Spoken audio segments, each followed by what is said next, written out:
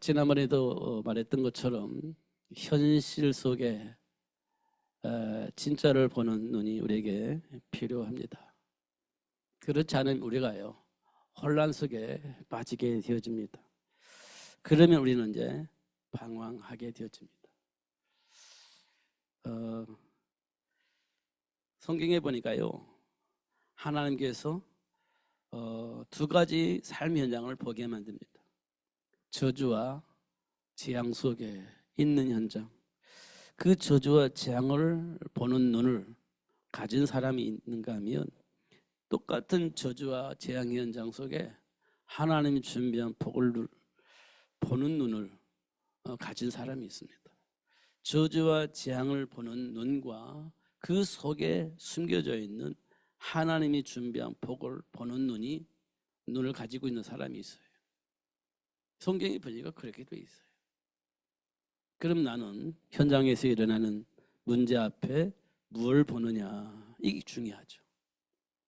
저주와 재앙처럼 보이는 그 현장만 보인다면 우리는 방황하게 될 겁니다. 왜냐하면 갈등할 거니까요. 두려움 속에 빠지게 될 것이기 때문에 우리는 방황하게 될 겁니다. 분명히 내가 예수 믿는 사람인데 저주와 재앙만 보여진다면 두려움 속에 갈등하면서 방황하게 될 겁니다. 그러나 똑같은 저주와 같은 재앙의 문제를 만났는데 그 속에 숨겨져 있는 하나님 준비한 복을 본다면 두려움 있을 필요가 없고요. 두려움이 없으니까 갈등할 필요가 없죠. 그러면 나는 삶 속에서 무엇을 보느냐, 이게 중요하죠. 위기 속에서 뭘 보느냐, 한계 속에서 뭘 보느냐, 내 생각 속에 내 안에 갇혀져 있는 내 생각 속에 뭘 보느냐, 이게 굉장히 중요합니다. 나는 뭘 보면서 살고 있냐. 성경은 어떤 사람을 복 있는 사람이라고 말을 하냐면 하나님이 준비한 복을 본 사람을 복 있는 사람이다, 이렇게 얘기하고 있습니다.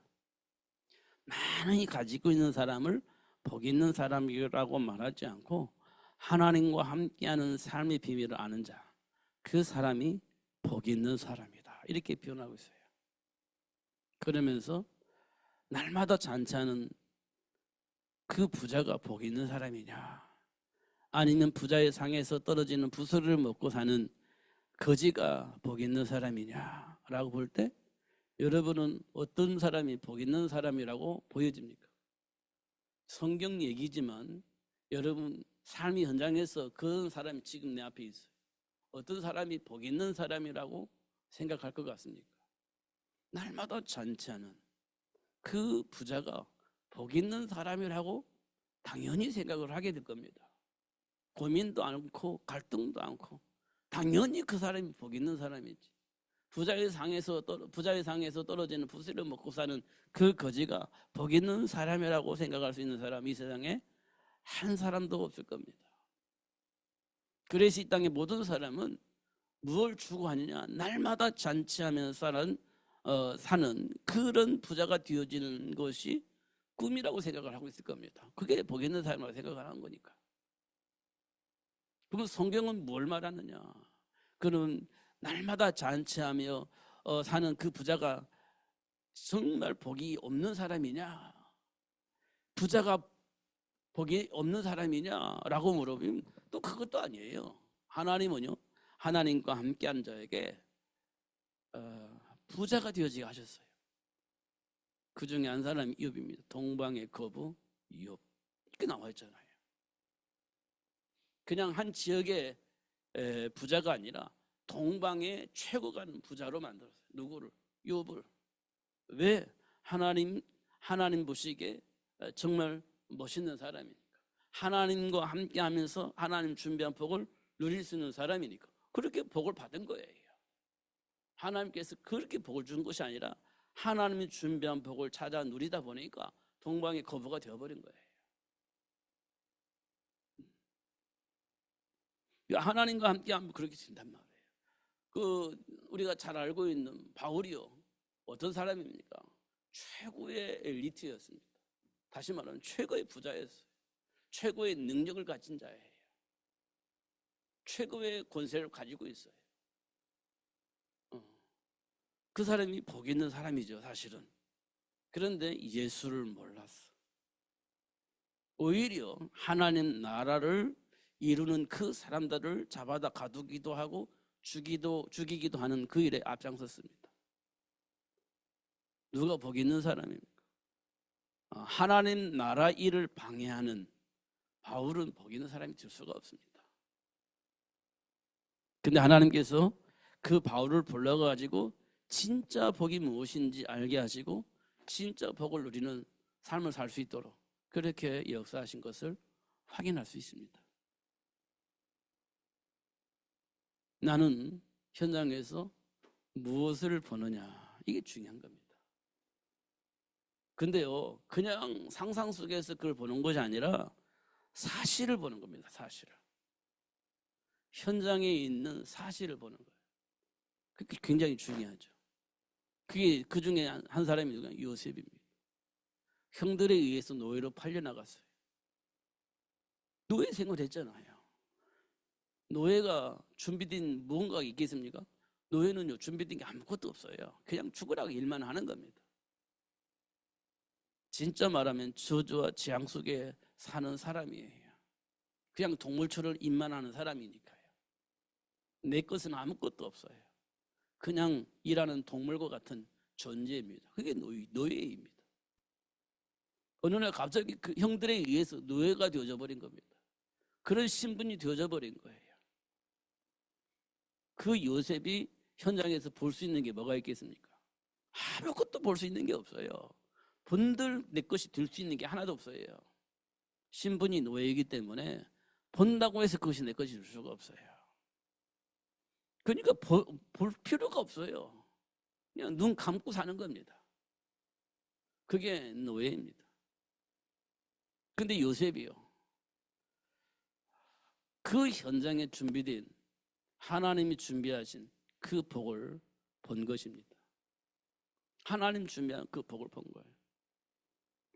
요셉의 신분을 가졌더라면 눈 감고 살아야 돼. 아무것도 볼 필요가 없고 봐도 필요 없는 거예요. 아무것도 할 수 있는 게 없으니까. 근데 요셉은요, 그걸 본 거예요. 그러면서 그 복을 누린 겁니다. 내 것은 아니다 할지라도, 내게 주어진 것은 아니다 할지라도 하나님이 준비한 복을 누리면서 형통하게 되어지게 만든 겁니다. 물론 그 모든 결과물은 주인 보디발이 다 가져갔습니다. 요셉에게 오는 건 하나도 없습니다. 아무것도 없습니다. 그럼에도 불구하고 요셉은요, 하나님이 준비한 복을 누리면서 살았습니다. 여러분 같으면 어떻게 할 것 같습니까? 내가 복을 받으면 전부 다 주인이 것이 되는 거예요. 내 것은 아무것도 없어요. 여러분 그 복을 받고 싶습니까? 안 받고 싶습니까? 내가 복을 받으면 받을수록 주인은 좋아져. 나는 아무것도 없어. 여러분, 내게 준 복인데 그 내게 준 복이 전부 다 그 주인으로 돌아가는 거예요. 그럼 여러분 그 복을 받을 필요가 있을까요? 없을까요? 생각해 해보세요. 그 복을 여러분 받고 싶어요? 안 받고 싶어요? 생각을 해보세요. 그게 우리 내면에 있는 거예요. 근데 요셉은요, 상관없이 하나님 준비한 복을 누렸습니다. 주인이 복을 받든지 나에게 도움이 하나도 안 된다 할지라도 그 복을 받았어요. 왜냐? 그 안에 평안이 있었기 때문에 그래요. 계산하지 않았어요. 그냥 평안했어요. 하나님의 배경 속에서 준비한 복을 누리며 사는 것이 행복했어요. 요셉입니다. 나에게 아무런 도움이 안 되는데 그 복을 누리는 것이 행복했어요. 주인이 다 가져가는데 요셉은 그게 중요한 게 아니에요. 하나님의 배경 속에서 하나님 준비한 복을 누리며 사는 거예요. 그게 행복했습니다. 그게 요셉입니다. 그 결과에 대해서 생각하지 않아요. 지금 내가 하나님의 배경 속에서 하나님 준비한 복을 누리며 살 수 있는 그런 복을 가지고 있다는 그 자체만으로도 요셉은 행복한 거예요. 그렇게 사는 겁니다. 그러니까 주인이 요셉을 보기 시작한 거예요. 그러니까 이야, 요셉이 믿는 하나님 진짜 하나님이 맞다, 이렇게 생각할 만큼 누리고 있었습니다. 주인은 너무 좋죠. 행복하죠. 그러니까 결국은 요셉을 주인이 불러서 쓰는 겁니다. 요셉이 불렀어요. 요셉을 불렀어요. 주인이. 우리 하나님의 백성이 그렇게 살아야 됩니다. 그래야 어느 날 진짜 현장을 살릴 수 있는 복된 삶을 살게 되어지는 겁니다. 계산을 하면 그 복을 못 누려요. 그냥 하나님과 함께 하나님 복을 누리는 것으로 행복할 수 있어야 돼요. 나머지는요, 하나님이 알아서 하세요.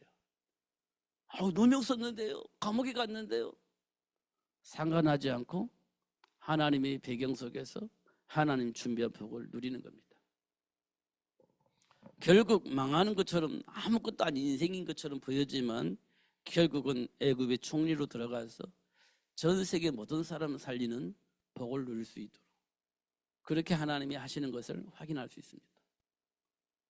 얄팍하게 지금 나에게 플러스 마이너스 계산하면서 살면 안 돼요. 하나님의 배경 속에서 하나님이 준비한 복을 누리는 것으로 만족하게 된다면 그게 실력이고 능력이 되어지고 사람을 도울 수 있는 복의 근원이 되어지게 된다는 사실을 우리가 꼭 기억을 해야 할 것입니다. 그러니까 하나님의 배경을 모르면 절대 그런 삶을 살 수가 없죠. 어떻게 그런 삶을 살 수 있겠습니까? 지금 우리 감정으로 가지면, 감정 가지고 지금 나의 현장을 본다면 절대 그런 삶을 살 수가 없어요. 어떻게 그렇게 살 수 있겠어요? 살 수가 없지. 그런데 우리에게 하나님께서 은혜를 주셔서 그런 삶을 살 수 있도록 축복하신 거예요. 도대체 이해할 수 없는 그런 삶을 우리가 살게 되어지는 겁니다.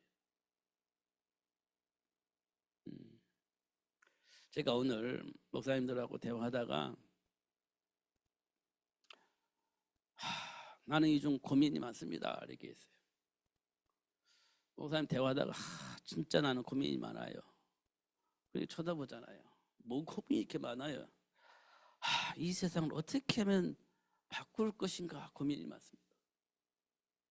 이 세상이 어떻게 하면 바뀌어질 것인가, 어떻게 해야 바뀔 것인가, 이게 참 고민이 많습니다. 그랬더니 눈을 크게 뜨고 저를 쳐다보더라고요. 세상을 바꾼다고요? 그런 것 같아요. 저는 진짜 고민이 많습니다. 어떻게 하면 세상을 바꿀 것인가, 바꿔야 되겠는데, 흐름을 바꿔야 되겠는데 어떻게 하면 바꿀 수 있을까, 이게 고민이에요. 진짜로.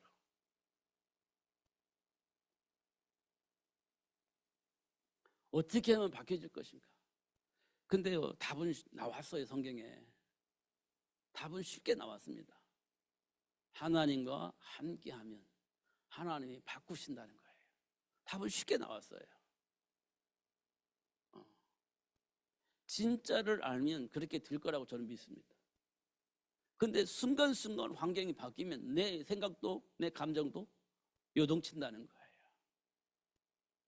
진짜를 내가 모르고 있다는 거예요. 알긴 아는데 이게 뿌리가 내려지고 각인되어져서 흔들리지 알아야 되는데 나도 모르게 흔들린다는 거예요. 나도 모르게 흔들린다는 거예요. 이게 지금 뿌리 흔들리지 않을 만큼 분명한 답을 가지고 있으면 하나님이 역사하시겠구나, 이런 생각은 됩니다. 근데요, 기금 만나보면 흔들려요. 다니엘처럼 너 법을 안 지키면 죽일 거야, 이런 법 앞에 서면 나도 흔들릴 거란 말이에요. 그렇게 해가지고는 살릴 수가 없죠. 왜냐하면 하나님께로부터 복을 받는다 생각을 해보세요. 그럼 난 분명히 교만해질 건데, 분명히 하나님의 배경 속에서 하나님 원하시는 일을 해야 되는데 불구하고 그거 안 할 것 같은데, 이런 생각이 드는 겁니다. 내가 풍요로워지면 진짜 하나님과 함께 하나님 원하는 일을 마음껏 할 수 있을까? 잘 안 될 것 같아요. 굉장히 나는 교만하고 오만하고 막 자랑하면서 그냥 있는 것 가지고 누리며 살 것 같아요. 하나님이 원하시는 그 일을 하기보다는 그냥 있는 것 가지고 그냥 잘난 것처럼 그렇게 살 것 같아요. 생각을 해보면. 그럼 하나님이 그 복을 주실 수가 없는 거죠. 제가 저를 점검해 보니까 그래요. 만약에 아무런 어려움 없이 많은 것을 가지고 살면서 산다 한다면 진짜 하나님이 원하시는 그 일을 위해서 헌신할 것이냐 라고 물어보면 조금은 아닐 것 같다, 이런 생각이 너무 많이 듭니다. 아닐 것 같다. 막 겉으로는 하는 것처럼 막 돌아다니겠지만 사실은 그렇지 않을 것이다. 마음속에는 상당히 교만한 마음, 오만한 마음을 가지고 그렇게 할 것 같다, 이런 생각이 듭니다. 그런 나에게 하나님께서 마음껏 복을 주시고 마음껏 막 쓸 수 있는 돈을 줄 것 같으냐라고 물어보니까 아닌 것 같아요. 저를 직시해 보니까 그래요. 제 감정을 직시해 보니까. 그러면 우리가 하나님은 지금 우리에게 뭘 요구하시냐?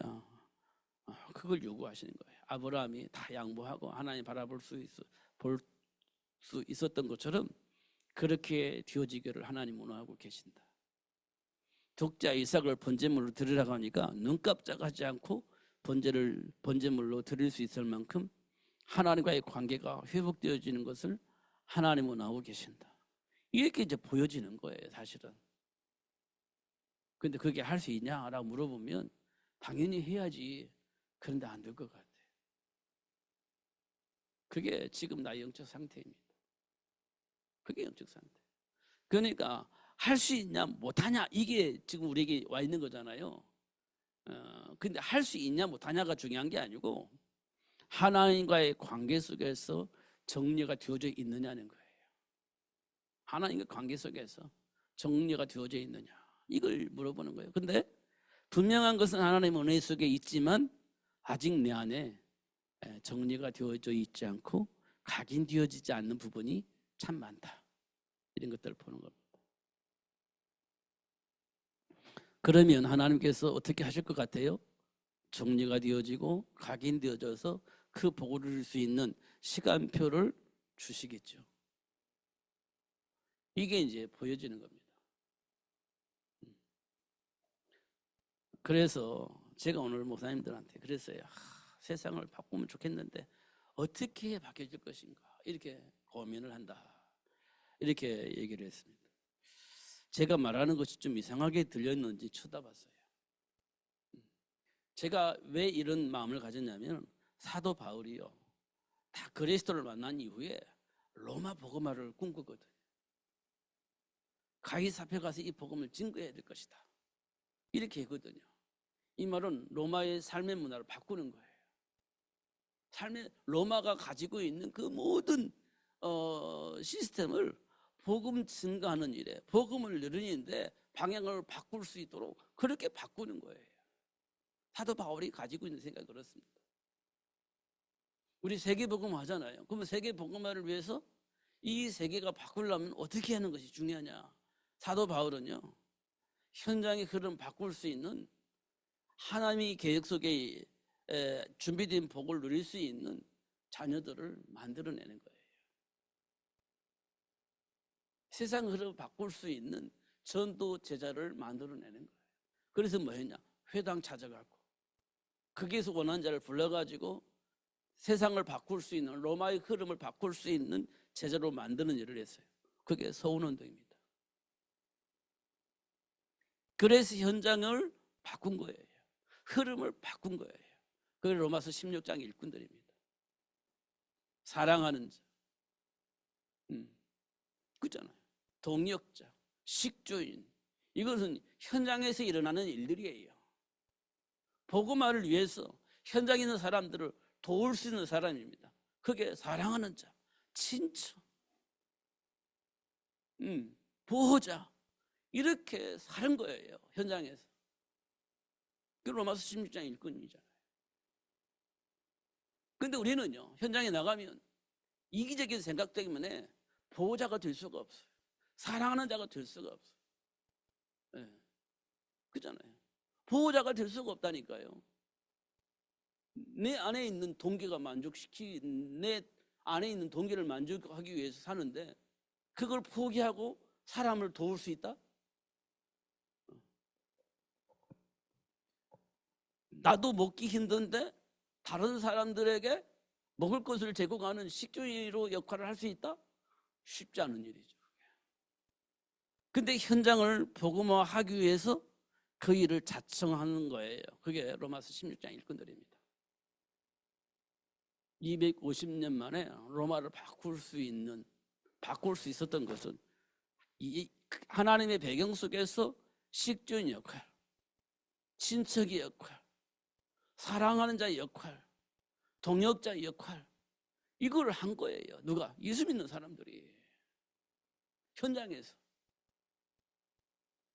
이렇게 되어지다 보니까 로마의 현장이 바뀐 거예요. 그게 바뀐 겁니다. 그러다 보니까 로마 황제도 이렇게 하다가는 내 안에 있는 모든 걸 다 빼앗기겠구나, 이렇게 생각을 해요.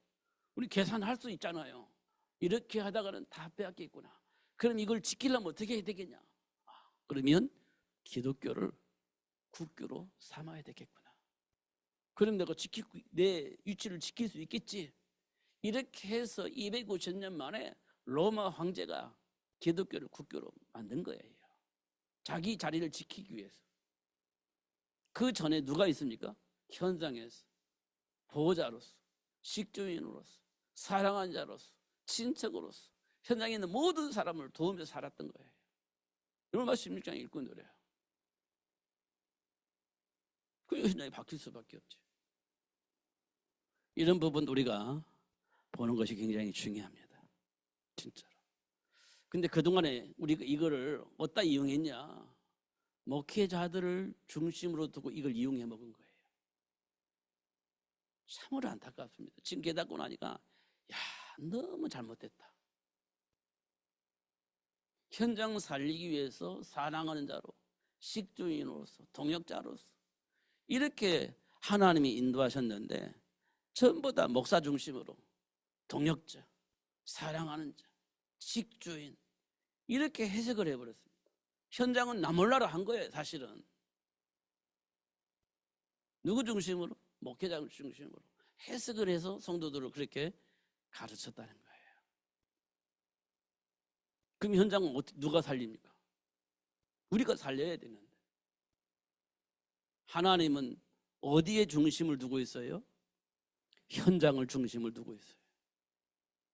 현장은 누가 살아요? 귀신 들린 자 살고 있습니다.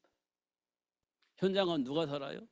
하나님의 배경을 몰라서 저주와 재앙 가운데 살고 있는 사람들이 현장에 있습니다. 그래서 우상 숭배할 수밖에 없는, 그래서 후수 3, 4대가 망할 수밖에 없는 그런 삶을 살고 있는 사람들이 현장에 살고 있습니다. 그런 사람들을 돕고자 하나님께서 로마서 16장의 일꾼들을 만들어서 현장에 있는 사람들을 살린 거예요. 그 사람들을 어떻게 봤냐? 친척처럼, 사랑하는 사람처럼 이렇게 본 거예요. 그러니까 그들을 도울 수밖에 없지. 친척이 어려움 당하면 당연히 도와야지. 사랑하는 사람이 어려움 당하면 당연히 도와야지. 먹을 것이 없는 사람 만나면 당연히 먹을 걸 줘야지. 이게 로마서 16장 일꾼들이에요. 현장에서 일어난 일들이에요. 그잖아요. 그러니까 우리는요, 진짜 현장을 봐야 되는 거예요. 사람들을 봐야 됩니다. 그리고 그들을 실제로 도와야죠. 그리스도 대신 예수 이름으로 그들을 실제 도와야 돼요. 아니면 스스로 그리스도 예수 안에서 하나님 준비한 복을 발견하고 누릴 수 있도록 돕는 거죠. 이게 로마서 16장 일꾼들입니다. 그러니까요, 보는 사람은 누릴 수 있다니까요. 흔들리지 않는다니까요. 본 사람은. 근데 하나님께서 저희 여러분에게 그걸 보게 하시고 그 복을 누릴 수 있도록 지금 인도하고 계시는 거예요. 너무 감사하지 않아요? 저는 보면서 내 내면에는 여러 가지 것들이 있는데 그럼에도 불구하고 하나님이 자꾸 나를 하나님이 원하시는 것을 발견하게 하시고 들어갈 수 있도록 그렇게 역사를 하고 계시고요.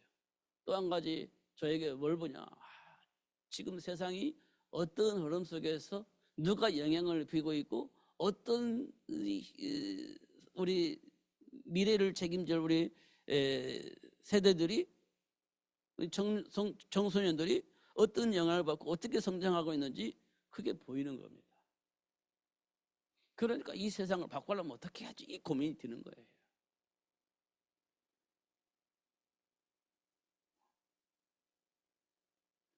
그러니까 우리가 현실을 얼마만큼 사실로 보느냐가 중요해요. 현실을 얼마만큼 정확하게 보느냐, 이게 중요한 겁니다. 그러면 돼요. 나머지는 누가 하시겠습니까? 하나님이 하시기도 약속하셨잖아요. 내가 너와 함께 할 것이다. 증인이 되어지게 할 것이다. 이 땅의 모든 사람이 이 복음을 듣게 할 것이다. 이게 하나님의 약속이에요. 누구를 통해서? 그 사실을 아는 자를 통해서, 그 사실을 본 사람을 통해서, 그 복을 누리는 그 사람을 통해서 그렇게 하시겠다고 약속하신 것이 하나님의 약속입니다. 근데 그 가운데 핵심이 누구냐? 저와 여러분이라는 거예요. 저와 여러분이라는 겁니다. 잘 안 믿겨집니까? 사실인데. 모세가 80세에 부름받았을 때, 야, 내가 너를 통해서 이스라엘 백성들을 애굽에 너에서 해방시킬 건데 가라, 이렇게 얘기를 했잖아요. 그래서 모세가 저 못 갑니다. 왜? 할 수 있는 게 아무것도 없어요. 내 나이 80, 힘이 빠졌다는 얘기잖아요. 그리고 함께 애굽의 군인들과 싸울 수 있는 그런 사람이 내 주변에 없어. 싸워 이기려면 무기도 있어야 되고 아무것도 없어. 나 혼자 가서 그들과 싸워 이길 수 있냐? 없어. 안 돼. 하나님이 함께 하시는 것 그건 알겠는데 나 가면 그냥 그 자리에 죽어. 안 돼. 하나님이 함께 하는 거다고 지금 내가 가서 이스라엘 백성 데리고 돌려주세요 하면 그 자리에서 나는 박살나. 이건 당연한 얘기잖아요. 그러니까 안 된다고 얘기를 한 겁니다. 모세가 그랬거든요. 지금 이 땅에 많은 기독교인들이 그런 생각을 하고 있을 겁니다. 많은 기독교인들이 그런 생각을 하고 있을 거예요. 그럼 어떻게 하겠습니까? 안 되는 거죠. 절대 안 되는 겁니다. 골리앗 앞에 있는 이스라엘 군인들이요. 생각이 이미 졌어요. 안 돼. 할 수가 없어. 이렇게 생각하고 있잖아요. 그럼 아무것도 안 되는 겁니다. 지금 우리가 그러고 있어요. 아, 내가 어떻게 감당할 수 있겠냐? 안 돼. 포기해버리는 거지. 그럼 안 되는 거죠. 그런데요, 다윗이 가서 내가 할게. 그러니까 가만히나 있으면 괜찮은데 안 돼. 너도 안 돼. 지금 네가 지금 여기가 어디라고? 안 돼. 이렇게 끌어잡아당겼잖아요. 지금 이 땅에 많은 그리스도인들이 기독교인들이 그러고 있습니다. 자기도 안 되는 거 알아. 그래 다른 사람 가려고 하니까 너 안 돼. 끌어잡아당기는 거야. 안 되는 거예요. 저는 그런 모양으로 지금 우리가 살고 있는 겁니다. 그런 모양으로. 근데 다윗이 뭐라고 얘기했냐? 내가 양을 칠 때 하나님이 함께 하심으로 검이 왔을 때 사자가 왔을 때 내가 그를 때려잡았다. 내가 한 마리 양도 놓치지 않았다. 하나님이 나와 함께 하심으로. 이게 다윗의 고백이에요. 그런데 하나님을 욕하는 저 골리앗을 하나님께서 내버려 두겠냐? 내가 양을 칠 때 하나님께서 사자도 잡게 하고 곰도 잡게 하셨는데 하나님께서 당신을 욕하는 저 골리앗을 내버려 두겠냐? 나는 간다. 그렇게 얘기를 한 거예요. 나는 간다. 근데 사울왕이 자기가 입은 갑옷과 칼을 줬는데 안 맞아. 거추장스러워. 아니, 필요 없어. 이게 필요한 게 아니야. 전쟁은 누구의 손에 있다? 하나님 아버지 손에 있다. 이 칼이 문제가 아니고 갑옷이 문제가 아니다. 하나님의 손에 있다. 이게 다윗의 고백이에요. 그러면서 다윗 골리앗을 향해서 한 얘기가 그겁니다. 너는 칼과 단창으로 지금 내 앞에 나와 있지만 나는 칼과 단창으로 나가는 것이 아니라 만군의 여호와 이름으로 나간다. 이게 다윗의 고백이에요. 그래서 다윗이 가지고 있는 물맷돌을 가지고 던졌는데 하나님이 날려가지고 골리앗의 이마를 전통으로 맞춰서 무너뜨렸습니다. 하나님이 함께 하심으로 만군의 여호와 이름으로 그렇게 되어지는 것이죠. 하나님은 지금 우리에게 원하는 것이 분명히 있습니다. 세계를 복음화할 수 있는 그런 비밀을 아는 자로 살기를 원합니다. 그게 안 되니까 인본주의 쓰고 다른 것을 의지하고 그렇게 되어지는 겁니다. 잘 확인해 보면 우리가 그러고 있습니다. 하나님을 안 믿어. 그러니까 자꾸 내가 뭔가를 의지하게 되고 뭔가를 가지고 있어야 되고 이런 생각이 드는 거예요. 우리가 한 번만 더 생각해 보면 하나님이 내 인생의 배경이다. 하나님의 배경 속에 있으면 우리는 모든 것을 할 수 있다. 이게 바울의 고백이에요. 내게 능력 주시는 자에서 모든 것을 할 수 있다. 그게 다윗의 고백이에요. 그리스도를 아는 것이 최고의 지식이다. 그게 바울의 고백입니다. 바울의 고백이에요. 이 고백이 내 고백이 된다면 분명히 바울이 누렸던 그 복을 우리에게도 누릴 수 있도록 역사하시는 그 하나님을 보게 될 겁니다. 만나게 될 겁니다. 체험하게 될 거예요. 그렇다면 우리 세대가 얼마나 갈른지 모르겠지만 우리 세대가 그 복을 누리다가 다음 세대로 내가 누렸던 복을 전달해야 되는 거예요. 그래서 이제 우리가 필요한 것이 대형화 사역이 되는 거예요. 그 일을 위해서 대형화 사역이 중요한 겁니다. 노예 생활을 하고 있는 이스라엘 백성들을 해방시켜야 되잖아요. 가나안 정복할 수 있는 그런 시대를 만들어야 되잖아요. 그래서 하나님께서 여게벳을 불러서 모세를 준비할 수 있도록 축복한 겁니다. 그게 대형화 사역입니다. 생육하고 번성하여 땅에 충만하라, 정복하라, 다스리라 이 복을 주셨잖아요. 이게 영원 전부터 감춰져 있던 비밀이에요. 그런데 지금 드러내서 알게 하신 겁니다. 그럼 우리가 준비해야죠. 자, 지금 이 시간표에 이 땅에는 어떤 일이 벌어지고 있습니까? 남자와 여자의 성이 구별을 하지 말라 이렇게 되어 있습니다. 남자와 여자의 성을 구별하지 말아라. 차별하지 말아라. 남자가 여자가 될 수도 있고 여자가 남자가 될 수 있고 그럴 수도 있지. 굳이 생물학적 남자, 생물학 여자 이렇게 구별할 필요가 있냐? 난 남자로 살려면 남자가 될 수 있는 거고 난 여자로 살려면 여자가 될 수도 있는 거지. 굳이 그걸 구별할 필요가 있냐? 이게 지금 이 시대에 흐르고 있는 흐름입니다. 하나님은 지금 우리에게 뭘 말씀하고 있어요? 세계를 바꿀 수 있는 그런 자녀들을 생육을 하라고 말하는데 지금 이 시대의 문화는요. 남자는 남자대로 여자는 여자대로가 아니에요. 남자가 여자가 될 수 있고 여자가 남자가 될 수 있고 이렇게 되어져 버리는 상황을 만들고 있습니다. 우리 자녀들은요. 맞아 그렇게 될 수도 있지. 지금 세상이 그렇게 돌아가고 있는데 이렇게 영향을 받고 있는 거예요.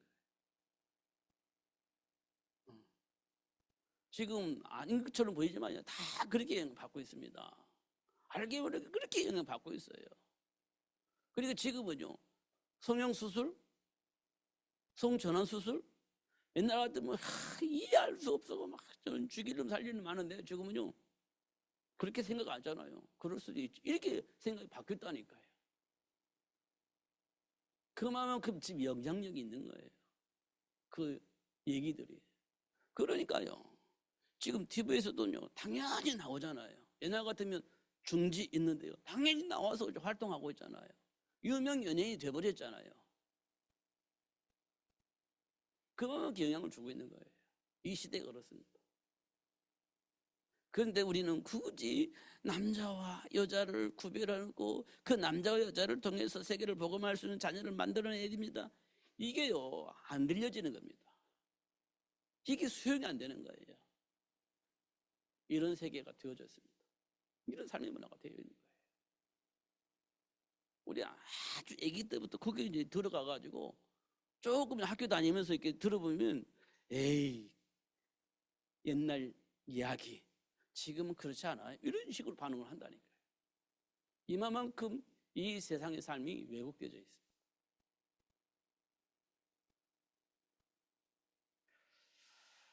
하나님께서 지금 우리에게 뭘 요구를 하고 계셨는지 잘 분별을 해야 됩니다. 진짜로. 그러면 하나님이 모세를 통해서 사무엘을 통해서 사도 바울을 통해서 하나님이 원하시는 그 일이 이루어질 수 있도록 역사하셨던 것처럼 하나님 우리를 그렇게 축복하실 거예요. 전혀 어려움이 없이 힘듦이 없이 하나님이 원하시는 일을 할 수 있도록 그렇게 역사하실 겁니다. 사실 하나님과 함께하면요, 힘든 일이 아니에요. 하나님과 함께하는 걸 알면요, 어려운 일이 안 보입니다. 하나님의 배경 속에서 보이니까 어렵게 안 보여요. 하나님의 배경 속에 살으니까 힘들게 안 느껴지는 거예요. 힘든 일이 없는 게 아니고 어려운 일이 없는 게 아니고 그게 어려운 일이 아니고 힘든 일이 아니에요. 그렇게 보여지니까 자연스럽게 그 속에서 자연스럽게 하나님의 배경 속에서 누리면서 넘어가는 거예요. 하나님 우리의 주신 축복이에요.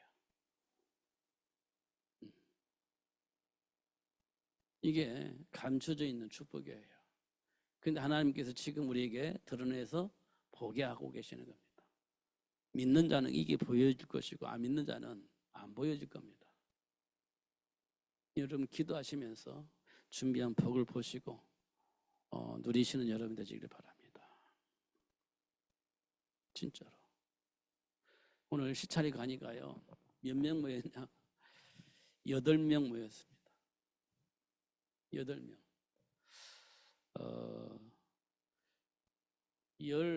사실 우리 시차리 목사님들이 14명인가 되는데요. 6명이 참석 안 했잖아요. 왜 안 했을 것 같습니까? 가치를 느끼지 못하니까 안 나오는 거예요. 가치를 못 느끼니까 안 나오는 거예요. 가치를 알다면 오겠죠. 그래서 같이 기도하고 같이 소통하고 그러면서 기도하겠죠. 가치를 안다면. 가치를 모르니까 가도 그만 안 가도 그만 이렇게 되는 거예요. 가치를 모르니까. 그래도 8명이나 모였으니까 이제 과반수 이상 모였잖아요. 14명 중에 8명 모였으니까. 그러니까 회의가 진행됐습니다. 그러면서 많은 대화를 했습니다. 그리고 내가 세상을 좀 바꿔야 되겠는데 어떻게 했으면 좋겠는지 고민이라고 하니까 눈을 쳐다보고 눈을 크게 뜨고 저를 쳐다봤습니다. 우리 조금만 깊이 묵상해 봅시다. 진짜 세상을 바꿔야 되겠는데 어떻게 하면 세상을 바꿀 수 있을런지 하나님께 질문을 한번 해봤으면 좋겠어요. 그런 하나님께서 분명히 말할 겁니다. 진짜 답을 가지고 있냐? 그러면 우리 후대들 잘 준비하자. 이렇게 대답을 할 거예요. 하나님께서. 후대가 잘 되면 천대까지 복을 받잖아요. 그래야 현장이 바뀐다는 거예요. 그렇게 하나님께서 분명히 대답을 하실 것인데 한번 질문하면서 진짜인지 아닌지 확인할 수 있는 그런 시간이 됐으면 참 좋겠습니다. 기도하겠습니다. 살아계신 하나님 아버지 감사합니다. 오늘도 최고의 복을 주시고 알게 해주셔서 감사합니다. 하나님 아버지, 지금 삶 속에서 일어난 일들을 보면서 정말 하나님께서 원하는 게 무엇인지, 또 하나님께서 우리를 부르셔서 우리를 통해서 하시고자 하는 것이 무엇인지 질문 속에 대답을 해 주실 줄 믿습니다. 하나님, 우리가 진실로 하나님이신 약속 붙잡고 하나님께 질문한다면 하나님께서 분명히 약속을 하셨기로 대답을 하신다고 했는데 그 답을 얻을 수 있는 그런 축복의 시간을 날마다 가질 수 있도록 역사하여 주옵소서. 누릴 수 있도록 축복해 주옵소서.